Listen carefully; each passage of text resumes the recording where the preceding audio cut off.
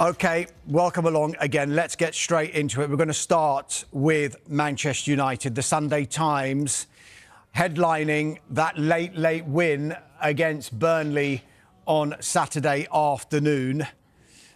And the headline, almost too much to bear. Days after shootout agony against Grimsby, United are rescued by a 97th minute penalty. But again, Amorim can't watch. Alison, good morning to you. Just put into context how big a win this was for Manchester United yesterday. Well, it was a big win, but I would disagree with anyone headlining that it was a huge relief and a step forward. I mean, to struggle to defeat Burnley, who I think are going to have a tough time away from home in the Premier League. They were able to match United for parts of the match. They looked like they'd secured a draw. We're talking, last-minute drama here. It's a bit unseemly, I think, for a club of the stature of Manchester United to be so celebratory of clinching that very late winner against a club that's just been promoted. I don't think it speaks of a huge step forward. I think if they'd lost, then the headlines would have been very different, obviously, and it would have been, is this the last game we see Ruben Amorim in charge?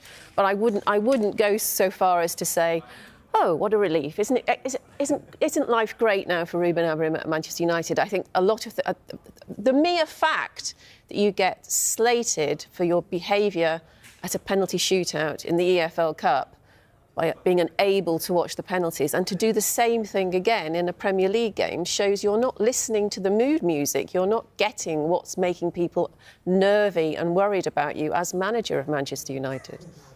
Just picking up on what Alison said there, Charlie, if you look inside the Sunday Times, it's actually referring to what you said. Jonathan Northcroft's piece says, United in 2025, even beating Burnley is big. Yeah, I mean, it just sort of seems to me nothing's really changed from last season. They've obviously got a much better forward line, and there was a lot of hope that they'd start flying really well, and they did well against Arsenal, didn't they? Obviously they lost, but it's still a bit of a shambles there, and I think Amorim's making it worse, isn't he? Not just the defeat to Grimsby, but as Alison said, just not watching the penalties and then not learning from it, and I think in any work environment, a boss not watching what's going on. I mean, my boss probably, when my match reports land with a few late goals, probably not looking at the screen. But generally, it's just poor form, and I don't know what message he sent to the players. The next few weeks, I still think his job hangs in the balance. I don't think yesterday's result makes a blind bit of difference. We'll come to that in a moment, Julian, but I just want to pick out something that Jonathan said in this piece. It was all there in the body language, how excruciating, how precarious this young manager still finding this job.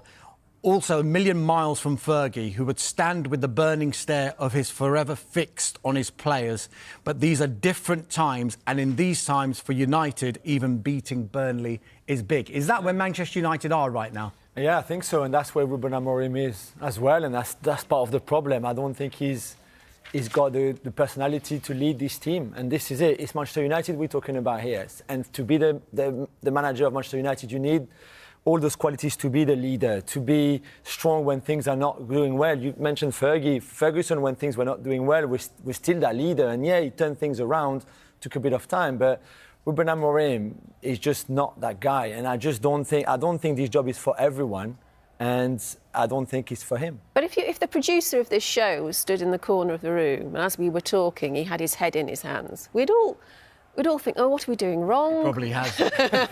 But we would start thinking, we're doing something wrong. We're full of self-doubt. What you want is someone smiling, giving you the thumbs up, looking confident in you, looking like reflecting the fact you've had chats in the week, you've had training sessions. And if the manager's confident of how the training sessions are going, that should be reflected in his touchline demeanour, surely. But imagine then the producer coming on Sky Sports News and saying, oh, I hate Alisson and Charlie and Jules and Dams, and then us hearing that, like Amorim said on Friday in his press conference, I hate my players, I want to quit, I don't want to be here, I'm scared. And yes, he also said, sometimes I love them.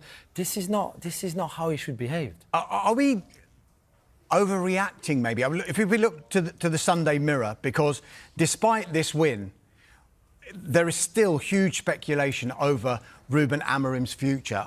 Rue going, bosses fear Amorim will walk out at Old Trafford. Players exasperated at his tactics, supported in the transfer market but still a struggle. Grimsby dugout antics, a red flag for United Chiefs.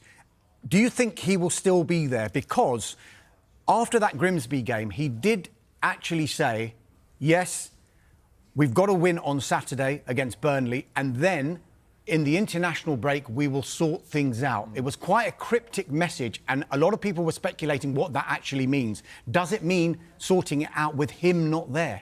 I think with him and Sir Jim Ratcliffe and the people above him, which he did already at the end of last season, let's not forget that he had a big meeting with them and said, listen, if I'm the problem, I'm leaving. And I really don't think he's enjoying all of this, really. This is not him.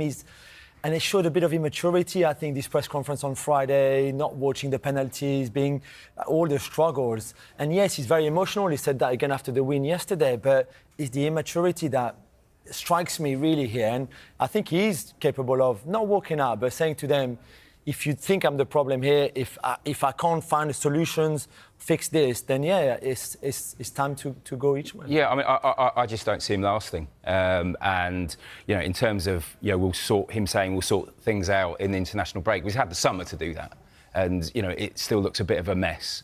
And just again going back to not watching the penalties, I just think that will be seen as the sort of, the iconic moment of his spell in charge, a bit like Steve McLaren and the Wally and the Brolly, and when he was on the pitch side at Wembley in the rain against Croatia. I think that, and bearing not forgetting, it was a terrible result against Grimsby as well. And if he recovers from this, and Manchester United recover under Amorim, I hope they do, but I'll be surprised if he's able to turn it around.